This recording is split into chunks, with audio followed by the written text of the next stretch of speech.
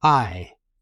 So if you're interested in data, if you like data, I think you'll find this video quite interesting. If you're also someone who thinks that Lucy Letby did not get a fair trial, that her convictions are unsafe, or if you think that she's innocent, then I think you'll find this particularly interesting.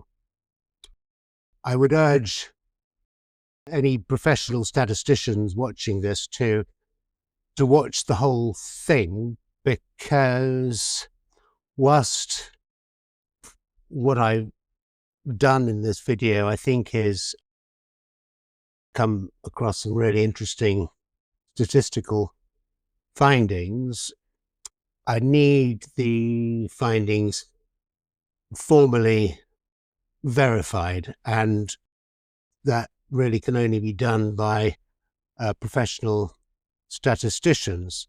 So let's get going.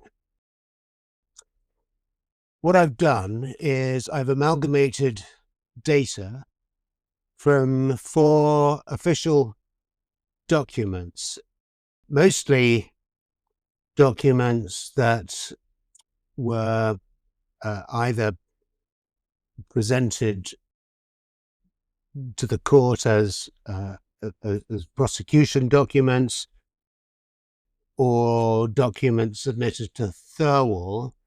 So in other words, I can't be accused of using documents that are not part of the prosecution case. But there's 4 documents. The roster chart, which I'm sure everyone knows by now what that is. Then there's a document which is of detailed Countess neonatal admissions data. Thirdly, I'm using Letby's shift calendar that was sent to me by Dr. Dowie Evans in October last year. And then fourthly, some data on the nurses who were listed on the roster chart that I've managed to get from the Thirlwall inquiry. What I've then done is, once I've amalgamated all of the data into one spreadsheet, I've subjected that data to quantitative analysis, and numerous findings have been ascertained through that analysis. And these findings really are very supportive of Letby's innocence. But as I said, I need to get these findings verified via a formal statistical analysis. So that's the roster chart, just to remind you what that looks like. This is actually the roster chart that was shown at court, so it doesn't have 25 events, which is the roster chart that most of you will have seen, but 24 events. And then across the top there, we've got the 38 or so nurses. The document of neonatal admissions data is this one, and it's data which is all of the babies admitted to the Countess neonatal unit during 9 of the 13 months that formed part of this period of elevated mortality. And it shows exactly which nursery each baby was in on a daily basis. And these letters here you can see, you've got SC for special care, IC for intensive care, HD for high dependency care, and NC for normal care. And I've redacted the names and the hospital IDs there, but the other data that is in this document is the gestational age at birth, and also the birth weight. So there's some really useful data here which we can use to look at the backdrop, look at what was going on at the hospital in terms of which babies, what babies were admitted, what care they were receiving, etc., etc. The thing is that there's only 9 of the 13 months, and you may ask, well, why was that? Well, that's because the only months that were supplied via this document were the months on which there was an indictment event. So there were 17 babies on the indictment, and we only have the months where there was an indictment event that pertained to those babies, which I think actually tells you quite a lot. It's telling you that the prosecution thought that the other 4 months were just not relevant, which of course they absolutely were. And also it would have been important to look at the period before June 2015 as well, and indeed after, but we just don't have that information. So I've got the data for here. We've got June 2015, and then it jumps to August 2015, etc., etc. Now, what I've done is I've taken the care that each baby was receiving, whether intensive care, etc., and converted that non-digitized data, if you like, into a number. So I've assigned a number of 1 to normal care, etc., up to 4 for intensive care, and that allows us to then do all sorts of analysis. We can create a total acuity score for each baby. So, for example, if a baby is, I've given you an example there, is in intensive care for 3 days, high dependency for 4 days, special care for 2 days, the total acuity score is 28. That's 3 days times 4 for intensive care, 4 days times 3 for high dependency, and 2 days times a score of 2 for special care. And I make the point here that these weightings are not necessarily optimal because they're not proportionate with the mortality risk that is associated with babies on in each type of care. So, for example, the mortality risk for a baby on intensive care may not be 4 times higher than a baby who's receiving normal care, or twice as high as a baby receiving special care, etc. But nonetheless, obviously, mortality risk for a baby in intensive care is higher than high dependency, which is higher than special care, etc. So the next document is Letby's shift calendar, which, as I said, was sent to me by Dr. Evans last October.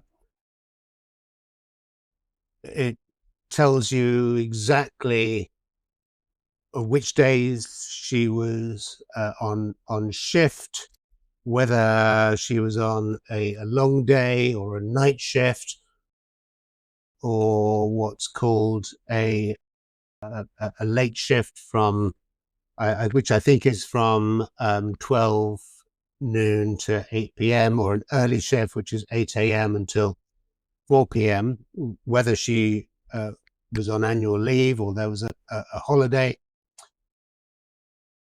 And there you go. There's the email from Dr. Evans, and I don't know why he was still in possession of this document, because clearly it's a confidential document.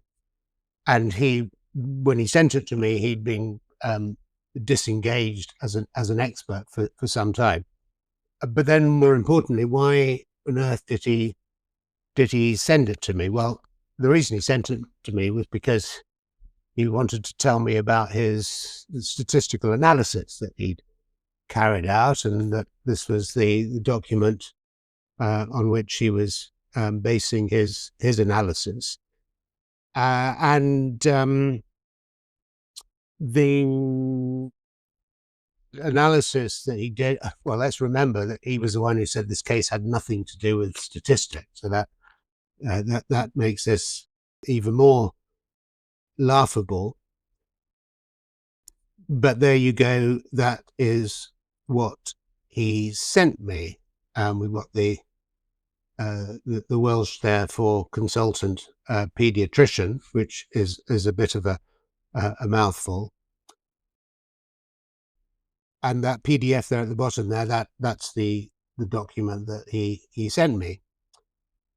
So the third document that I've got is nurse information, which again, I've redacted it here. But there's all sorts of information that I've managed to get hold of, which tells us exactly which band each nurse was on. Band 6 and above means that they automatically have what's called QAS, which is the intensive care qualification. Letby is there in purple. She was band 5, but he was one of only 2 band 5s with the intensive care qualification. And we've got information there about how many hours per week they did, etc., etc. A little bit more detail there, and on the left you can see that's the Thirlwall reference number of the document that I got this information from. And then I've got across the top, I've got various sort of subsets of nurses, whether the nurses who were granted anonymity, and nurses who provided witness statements, etc., etc. All useful information. Right, now, so I'm now going to show you the spreadsheet that I've put together. So just to give you a sense of, well, first of all, I should mention that it took me days to put all of this data from what was a PDF into a spreadsheet. There were 9 months, so that's around 200 days and 450 babies. So that gives you an idea of just how many data points I put into the spreadsheet. And let me just zoom out here so you can get a sense of just how big this spreadsheet was. It goes all the way over to the right-hand side, and it goes all the way down to 450 babies. And I think you can just about make out there how you've got these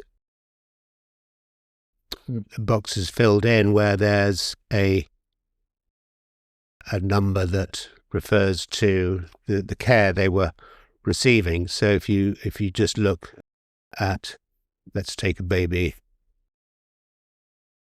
there, which is at the top, so baby LA there, so LA, we don't know if she was admitted before the 1st of June because we don't have the data, but she was in special care from the 1st of June to the 6th of June, etc., etc.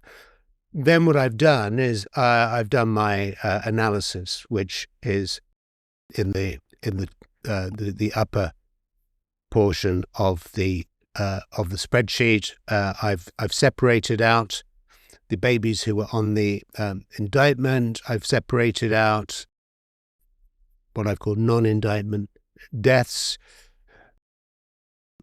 Then I've also been able to identify which of these babies were appraised by Evans when he first joined the investigation. You'll recall that he was given 28 babies to appraise at first.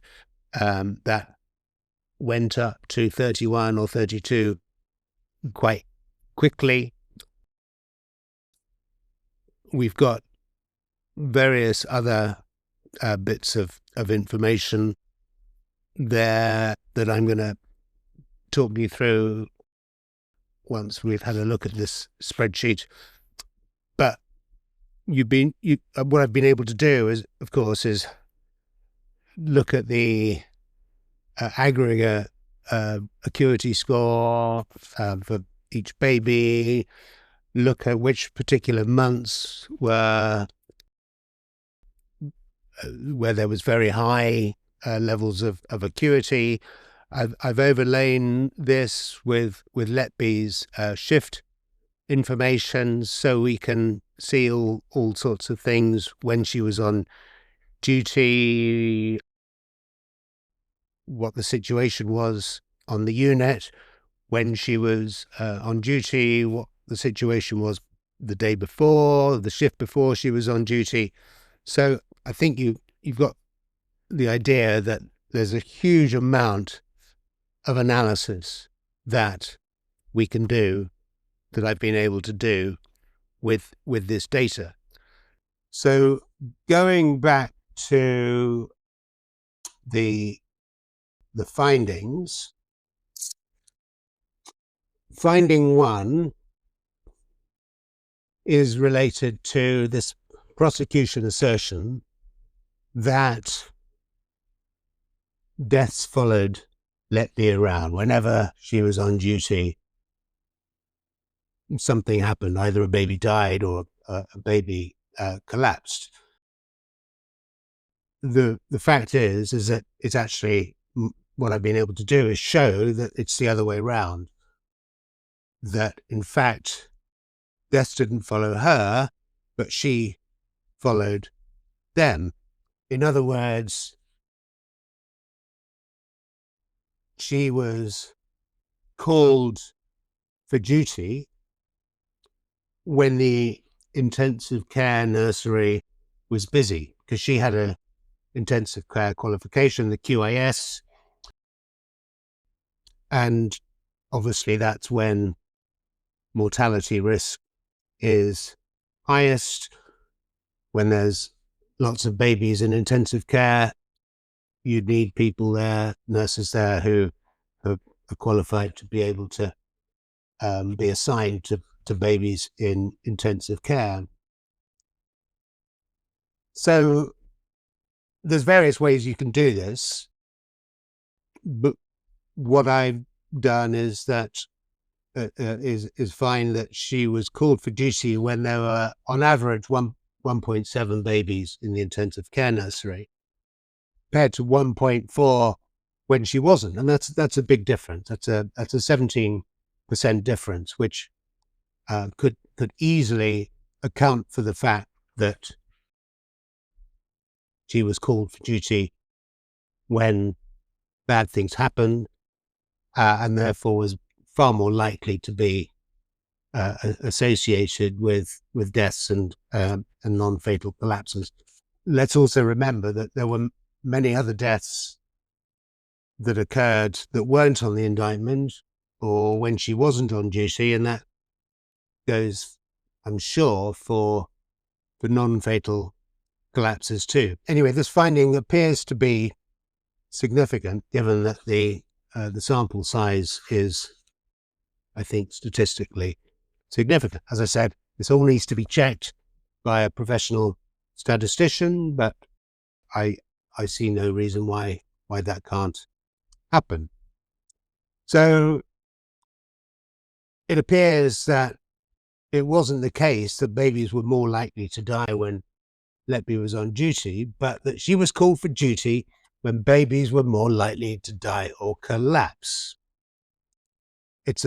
I think it's a remarkable finding, this, and it just completely blows out of the water what the prosecution told jurors. Now, some may argue that Letby's alleged attacks put babies into the intensive care nursery from other nurseries, but this can be tested. Out of the 15 babies that she was alleged to have attacked when they were in the intensive care nursery, 13 were already in the intensive care nursery on the previous shift, and in many cases several shifts before that. So it wasn't her making the babies unwell, making the babies such that they had to be admitted to intensive care. They were already in intensive care. They were already extremely unwell. And you'll remember during the trial, this continuous chorus from the experts saying these babies were well, these babies were stable. Well, it's just simply not true. And of course, it wouldn't have been Letby's decision as to which nurseries the babies were assigned to, and nor, of course, would she have controlled the shift rota. She couldn't decide when she was going to be on duty. She just made herself available. We know that she was single, saving to buy a house, etc. So the whole point of this is that the babies were not unwell because she attacked them, but they were already very unwell, and in many cases had been for several days. This finding, which derived purely from the data that Letby was actively called for duty when the IC nursery was busy, I think is a new one. At least it's a new one in terms of it being proven by the data, but it's corroborated by what is known from other sources. So this is a disclosure bundle which contained what was called the summary of the case prepared by Cheshire Police, probably in sort of May, June 2017, when they started investigating. And I've just extracted the section here, which is the sequence of events, which notes, as you can see there, that Letby was regularly worked overtime when the acuity was high or unit was over capacity. So it's nice that this finding can be corroborated by this summary. And incidentally, this summary, which clearly mentioned a nurse, was sent to Evans very early on in the investigation. So for him to claim that he didn't know that a nurse was being investigated is, well, I don't know how else to put it, but it was basically a lie. Now, so finding two is that the Countess's neonatal unit may actually have been an awful lot busier than what was disclosed to the RCPCH. They did their, you'll remember they were engaged by the hospital to come in and do a review into this elevated mortality and morbidity. What I've been able to find in the document is that there were 450 babies who were patients on the unit during 9 months in 2015 and 2016. As I said, covered by the the document, there were 4 months that weren't covered. But if we annualize 450 over 9 months, we get 600 babies over 12 months. Need to adjust that downwards a little bit because there would be some duplication. There would have been babies who were patients in one of the months that it's in the document, and that they were still patients in the next month, which may have been a month that we don't have data for. But that adjustment downwards is not going to be great. We know that there were around 3,000 births per year at the Countess. So 600 in 12 months equates to an admissions rate of 20%. Now, that is much, much higher than the average for a unit of this kind, which is 10%, and is much, much higher than what is in the RCPCH report, which is that the rate was 13% during 2015 and 2016. So if this is true, well, we have to question why, if it's the case, did the RCPCH receive incorrect data? But also it illustrates that what many people have said, which is that the unit was incredibly busy during this period, and that was what was causing the mortality and morbidity to be much higher. It's what caused the spike, and we'll come to that in the last finding as well. And here we go. This is the RCPCH review, and in paragraph 3.4, we've got the information that the unit cared for 406 infants in 2015, 2016, which seems to me like a period of 24 months. And yet what the document that I've got showed there were 450 in just 9 months. So there's a big discrepancy there that needs looking into. Finding 3, the 7 deaths that were on the indictment occurred during the 4 months out of the 9 when acuity was highest. So in other words, indictment deaths correlated with acuity. And interestingly, non-indictment deaths did not. So the suggestion is that the deaths that were on the indictment were the result of the unit being very busy, which is appalling, really, because, of course, a unit being busy should not increase mortality risk, given that the intensive care unit required there to be one-on-one care. Again, I'll come to that as well. And if the babies in intensive care are receiving one-on-one care, then their mortality risk should not be higher, but clearly it was. And here we go. What I've got there is showing the orange bar is the deaths. So you've got 3 deaths in June 2015, 1 in August, 1 in October, and then 2 in June 2016. And the blue bars there represent the average acuity, the average nursery score for that particular month.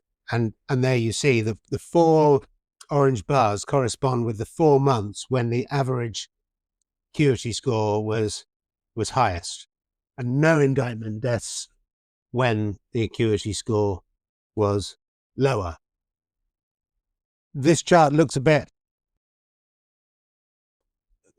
complicated, but it's another way of showing that there was this very obvious positive correlation between the average acuity score in a particular month and the number of deaths. So if you look on the 4 dots on the right hand side there and compare that with the left hand axis, you've got 2 dots there where there was 1 death,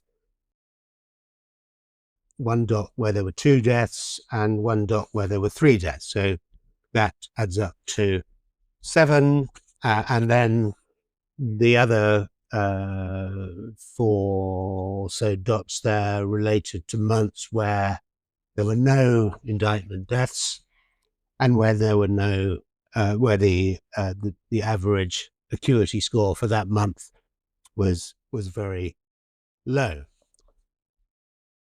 What I've now done is added in the non-indictment deaths, and again we only have the data here for the months where there was an indictment event. So I'm not sure I have all of the deaths here, but if you look, compare the orange dots with the left-hand axis, we've got 3 plus 2, 5, 6, 7 deaths there. And there is no correlation whatsoever with the daily average number of intensive care days.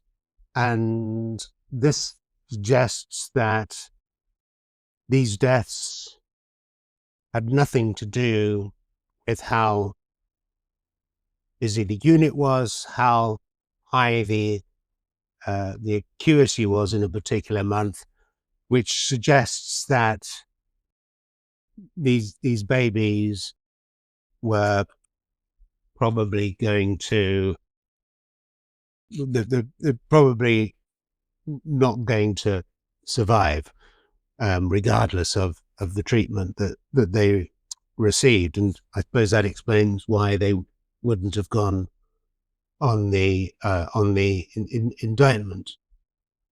I know that Evans is convinced that Letby was responsible for other deaths as well, and whether during this period or before or at other hospitals. But I think this gives a pretty good indication of, starting to give you an indication of just how the events that ended up on the indictment, how were they selected, what was the acuity like during the months that they occurred, the fact that it seems that they related to the unit being, as in the intensive care unit, being particularly busy. Finding 4, there's a clear correlation between acuity and birth weight. That is understandable. Obviously, the lower the birth weight of a baby, the higher the acuity is going to be. And more importantly, the indictment charges were focused on below average birth weight and above average acuity, which is what you can see here. You've got acuity score on the left for each baby, the total acuity score that I told you earlier, and along the bottom you've got birth weight. The red dots are where there was an indictment baby. The blue dots is the other, well, what is that, 433 babies who were admitted to the unit. And you can very clearly see that the indictment babies were ones where the birth weight was around half of the average birth weight. So the average birth weight was about 2.8 kg, and the indictment baby birth weight was around 1.6 kg. And you can also see that the total acuity score there is much, much higher than the average for the indictment babies. You've got three babies there whose total acuity scores were well over 100. Babies were very, very unwell indeed. Finding 5, the 10 non-fatal collapses on the indictment pertain to babies with very high acuity scores, and I think this is really important. So just digest this chart for a moment here. We've got the yellow, which is basically most of the babies who were patients, average birth weight of about 2.8, quite a low total acuity score. Then the green dot is deaths other than those that were on the indictment, and you see that the acuity score there is quite low, but obviously the birth weight is much lower than average. The red dot is deaths that were on the indictment, much higher acuity score of over 30, very low birth weight. And then top left is the non-indictment babies. So there were 10 babies who were on the indictment as non-fatal collapses. And look at that, the total acuity score for those babies was 70, which means they were very unwell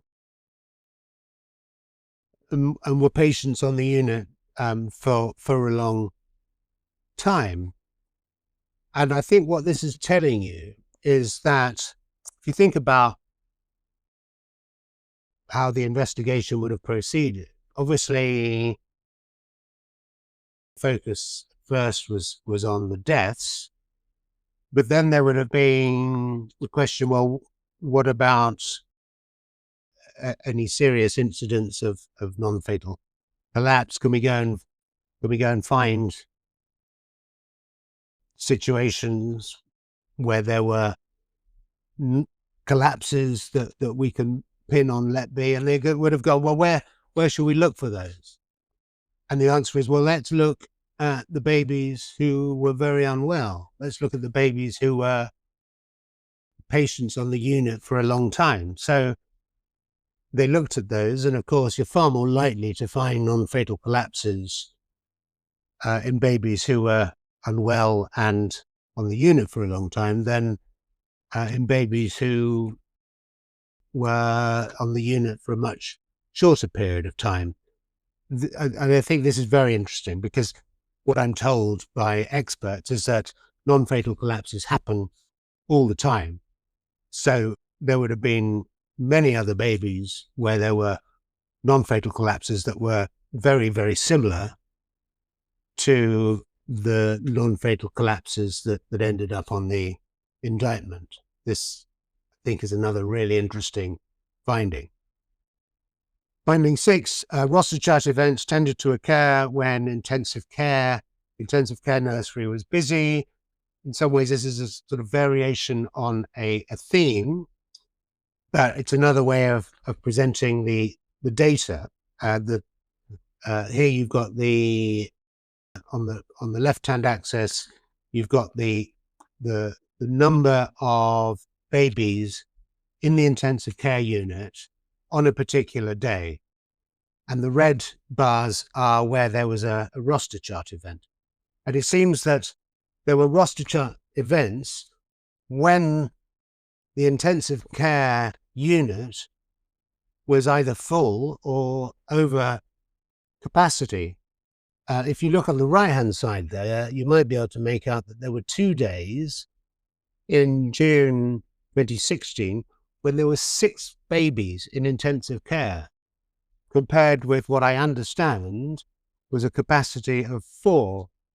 Now, medics out there, neonatal nurses out there will be able to tell me how that can happen. But it seems to me that the risk of having a very, very busy intensive care unit, particularly if you don't have enough staff, that must surely have a big impact on mortality risk. Finding 7, most of the indictment babies who died did not live for long. All of them were unwell, as evidenced by them being in the intensive care nursery.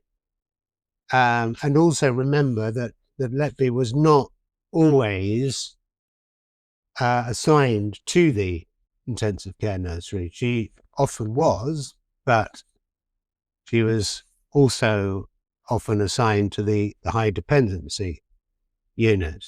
And this shows well, I put 8 deaths on here because this includes baby K, which who died at another hospital after having been patient on the intensive care unit at the Countess for just a few hours. And you can see here that all 7 of the 8 babies were sadly did not survive for very long, although baby I, in red there, you can see that she was a patient for a long time. And in fact, there were 4 events on the roster chart, 3 non-fatal collapses, and then her eventual death that was an alleged murder. But you can see that the gaps in white there, those relate to when baby I was transferred to another hospital, presumably was treated, transferred back, and then was still unwell because they were either spent a lot of time in the intensive care nursery or the high dependency nursery. The non-fatal collapses, on the other hand, generally pertain to babies who were long-stay patients. This is similar to the finding 5. In other words, they were the babies who were unwell. They were having to receive long-stay care. And just compare this with the previous chart. You can see these 9 babies who were on the indictment as non-fatal collapses.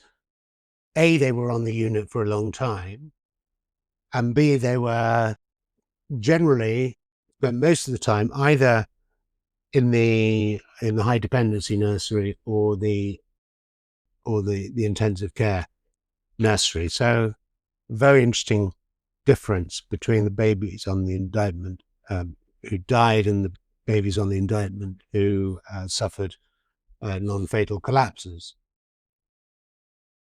Finding 9, this is where I was able to use the nurse data.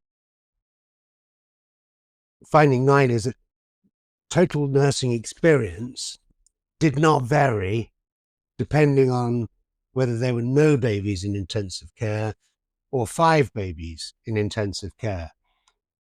So what I've done here is I've taken the band of the nurses that we know from the roster chart were on duty for a particular roster chart for a particular roster chart event, and added up the total band, because that gives you a score of total experience that was on duty on a particular shift.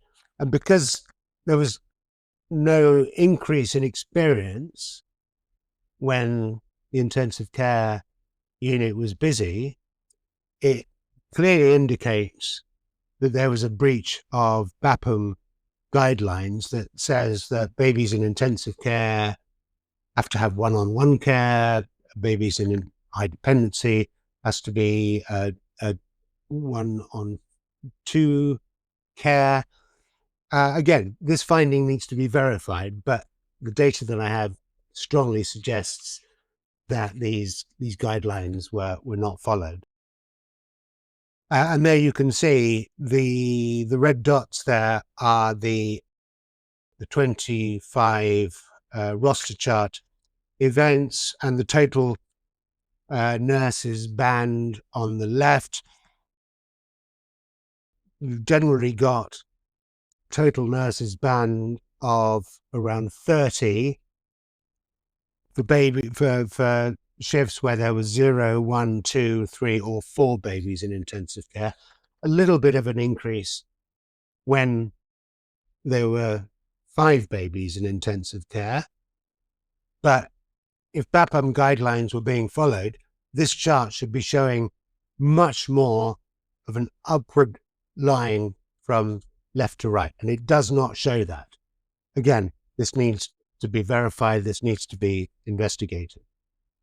And finding 10 is that we all know that the Countess pediatricians have said in various documentaries that they could not explain the spike in deaths and collapses in June 2015.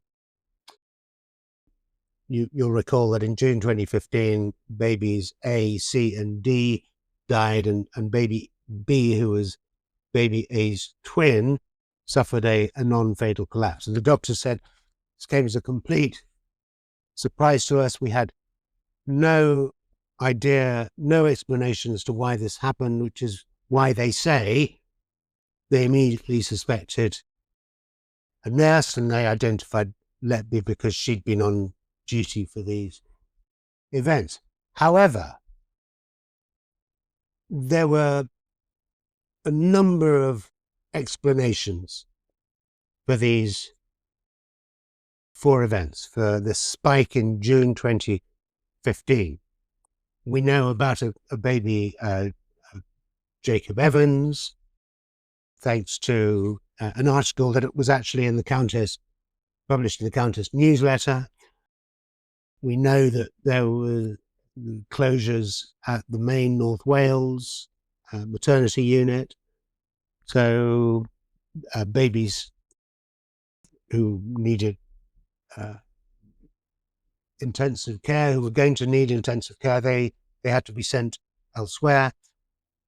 And then thirdly,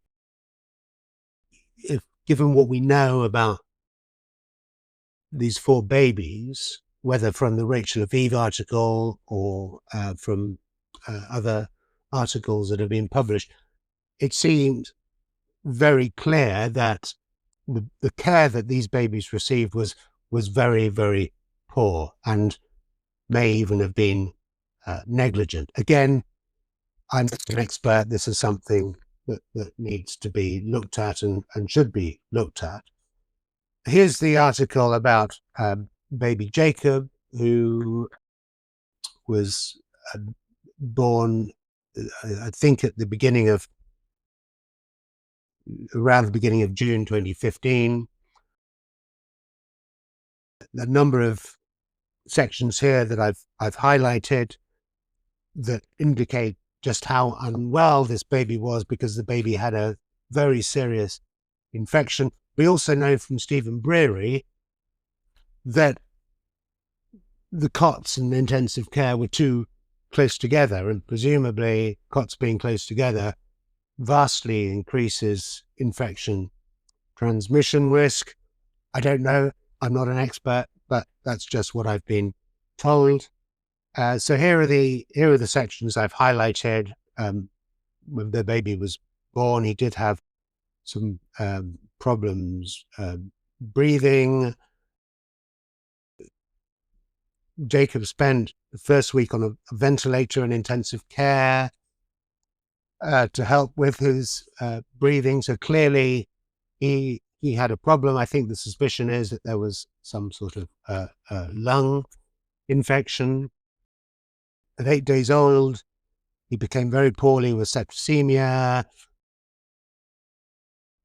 arms, leg, and tummy all swelled up, and he was in a lot of pain, transferred to Liverpool Women's Hospital.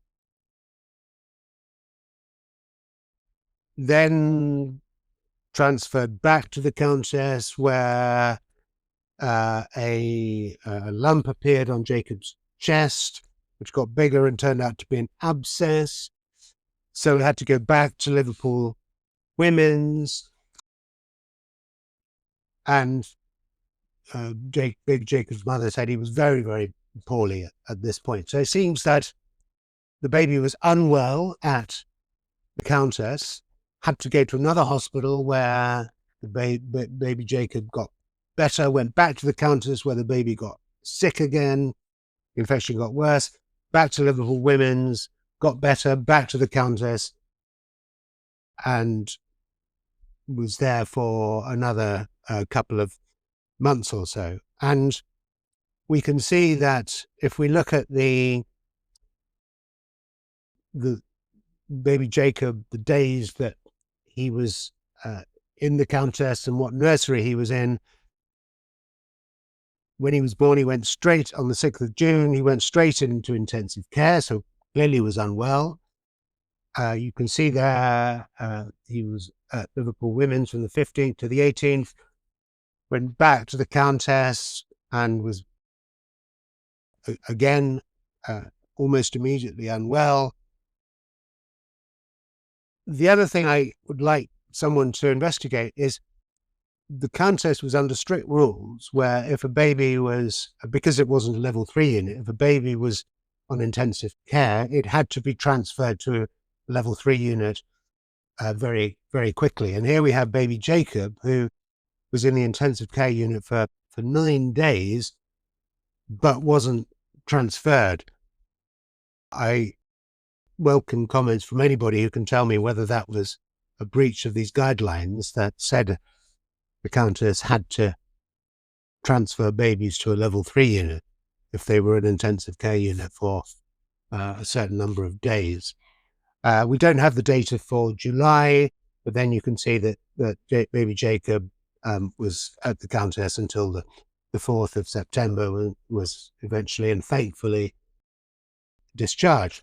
So how does baby Jacob's care correspond with the 4 indictment events, the 3 deaths of babies A, C, and D, and the non-fatal collapse of baby B? Well, that is 8th of June is when baby A died.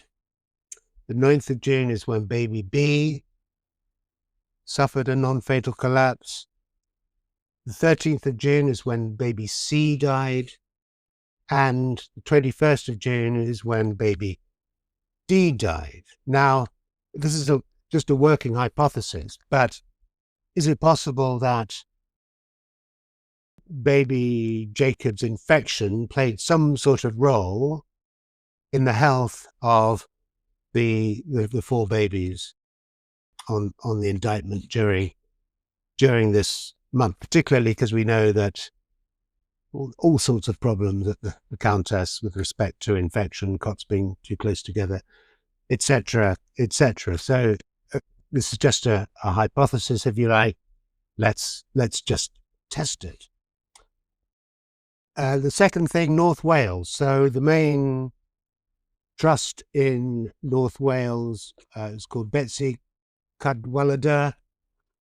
This is the number of births in 2013 and 2014. There were around, well, just over 6,900 births. And then there was a sharp fall in 2015 to below 6,600. So a difference of around 350 babies. Where were these babies going? And it seems the answer is and given that these would have been babies who the obstetricians, the doctors knew were going to need a sort of high degree of care, intensive care, where were they going? And the answer is that they were going to level 3 units in Merseyside, Alderhay, Arrow Park, Liverpool Women's, and presumably that meant that those units filled up, particularly on days where there were 3, 4, or 5 babies who were having to be transferred from, or mothers being transferred from North Wales quite a long way. And if those level 3 units filled up, where would they have ended up instead? Well, the answer is the Countess of Chester. So just some information here about the timeline of events at the trust in North Wales. Here is the statement from the trust about the unit being put under special measures on the 8th of June 2015. So coincidence, or is there some sort of link between this trust's problems and the problems at the countess? Again, a bit more information there about the special measures. On the left there, you can see June 2015. I actually wrote about this on my blog in November 2023. So what's that, 2.5 years ago now? And this blog, you can find it, goes into quite a lot of detail about this, but I've learned new information since then.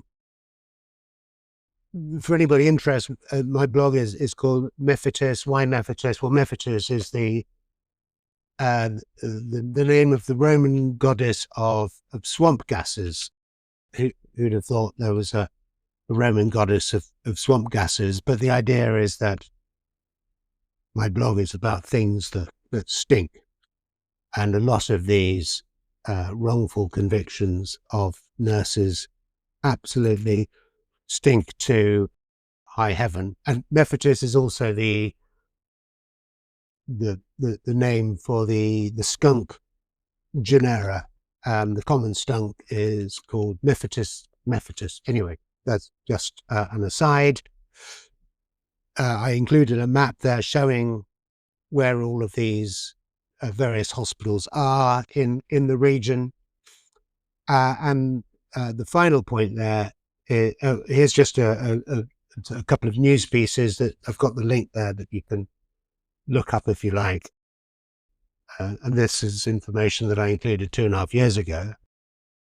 Another piece of news there: outrage as maternity services to be downgraded. One really interesting article is this one in March 2015, which was about how babies who were forced to travel more than 28 miles during labour were more at risk from neonatal deaths. And there's the article. If you look at the map, you'll see that actually the Countess was something like 32 or 33 miles from the North Wales unit. So that's again telling you that these mothers who anyway had some sort of issue and were going to need high-level care. Not only that, but they were having to travel a distance that vastly increased their baby's mortality risk. I thought that was really quite a astonishing article. Now, as I said at the beginning, I need statisticians to look at my work, to run the numbers properly through a formal statistical model so that they can verify my findings. And if they can, which I think they will be able to, these findings can go, because they're new findings, they can go into the Letby CCRC application. Thank you very much.